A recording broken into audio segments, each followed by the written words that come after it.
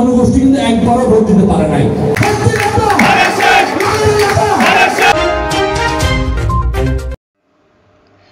অন্য প্রার্থীরা ভোটারদেরকে কি প্রতিশ্রুতি দিচ্ছে তা আমার দেখার বিষয় না। আমি বলবো আমার চাওয়া পাওয়ার কিছু নেই আপনাদের কাছে। আমি আপনাদেরকে দিতে এসেছি, নিতে নয়। বাবার হাত ধরে বিগত 15 বছর রাজনীতির মাঠে আছি। আপনাদের সুখে দুঃখে পাশে ছিলাম, আগামীতেও আপনাদের পাশে থাকবো ইনশাল্লাহ। গতকাল বিকেলে চট্টগ্রাম নগরীর ঘোষাইলডাঙ্গা কেবি দোভাষ স্কুলে এক উঠান বৈঠকে প্রধান অতিথির বক্তব্যে বিএনপির উপ কমিটির আন্তর্জাতিক বিষয়ক সদস্য ইসরাফিল খসরু এ কথা বলেন। তিনি আরো বলেন, আগামী জাতীয় নির্বাচনে ধানের শীষকে বিজয় করতে হলে সবাইকে ঐক্যবদ্ধ হয়ে কাজ করতে হবে। ঐক্যের কোনো বিকল্প নেই। উঠান বৈঠকটি আয়োজন করেন ৩৬ নং গোসাইলডাঙ্গা ওয়ার্ড বিএনপি অঙ্গ ও সহযোগী সংগঠন। এতে সভাপতিত্ব করেন নগর বিএনপি নেতা আলহাজ নুরুল আমিন। সঞ্চালনায় ছিলেন ৩৬ নং ওয়ার্ড বিএনপির সাবেক সাধারণ সম্পাদক আবু সাইদ হারুন।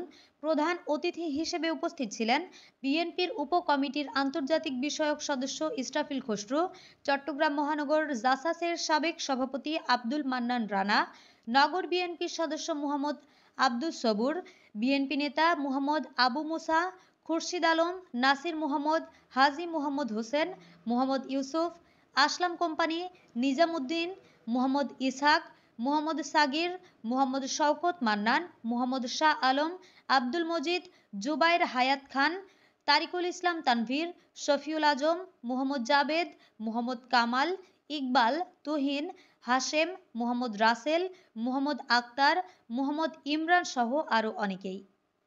জনগোষ্ঠী কিন্তু একবারও ভোট দিতে পারে নাই। তারা কি এবার প্রথমবার ভোট দিবে? ইনশাআল্লাহ তারা প্রথমবার ভোট দিবে। কাজে তাদের সাথে আমাদের সংযুক্ত থাকতে হবে, সম্পৃক্ত থাকতে হবে। তাদের মনটা আমাদের বুঝতে হবে, তাদের চাহিদাটা বুঝতে হবে। তারা বাংলাদেশে কিভাবে দেখে, চট্টগ্রাম কিভাবে দেখে এবং বিশেষ করে 36 নম্বর ওয়ার্ডটাকে কিভাবে দেখে আমাদের জানতে হবে। এই জন্য তরুণদের সাথে এখানে দেখুন অনেক আছেন পিছিয়ে, যারা বেশিরভাগই নতুন ভোটার, প্রথমবার ভোট দেবে। তাদের সাথে আমাদের সকলের সাথে সম্পৃক্ত হতে হবে, তাদেরকে আমাদের নির্বাচনী প্রক্রিয়ায় সম্পৃক্ত করতে হবে। এই জন্য আমি একটা সুনির্দিষ্ট প্রস্তাব সকলকে দিচ্ছি। কেন্দ্র কমিটি যেগুলো হবে ওখানে মিনিমাম 20 জন নারী যেন থাকে, বেশি হলে আরো ভালো, এবং মিনিমাম 15 জন তরুণ ভোটারকে যেন আমরা সম্পৃক্ত করি প্রতিটি কেন্দ্র কমিটিতে। বেশি করতে পারলে আরো ভালো। সেন্ট্রাল কমিটি যদি বড় হয় কোনো সমস্যা নাই, আপনি 150 জন সেন্ট্রাল কমিটি করেন, কেন্দ্র কমিটি করেন, কিন্তু সকলকে সম্পৃক্ত করেন। এবং আমরা যারা বাংলা জাতীয়তাবাদী দল থেকে আমাদের কাজ হলো প্রতিটি শ্রেণী পেশার মানুষের সম্পৃক্ত হওয়া। কোনো বৈষম্য করা যাবে না, কোনো বৈষম্য করা যাবে না। দিনমজুর, গার্মেন্টস শ্রমিক, ব্যবসায়ী, চাকরিজীবী যারা আছে আমাদের সমাজের সকলের সাথে আমরা সম্পৃক্ত হতে হবে। ঘরে ঘরে তাদের সাথে কথা বলতে হবে। আজকের উঠান বৈঠকের প্রধান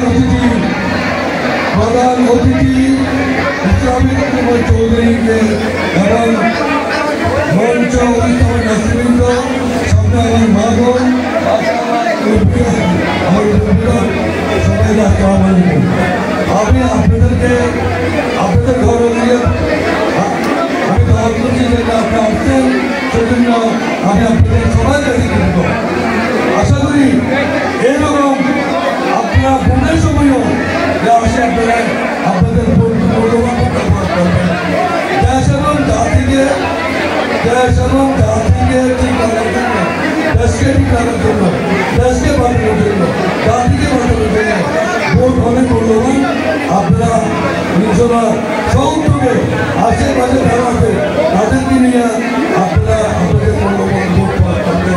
আমরা তার শেষের প্রতীক থেকে ইসলামিক কষ্ট নিয়ে আসে, আমাদের সাবেক আমাদের অভিভাবকের ছেলে উনি কর্ণধার, তাই আমরা ওনার জন্য প্রস্তুত আছি।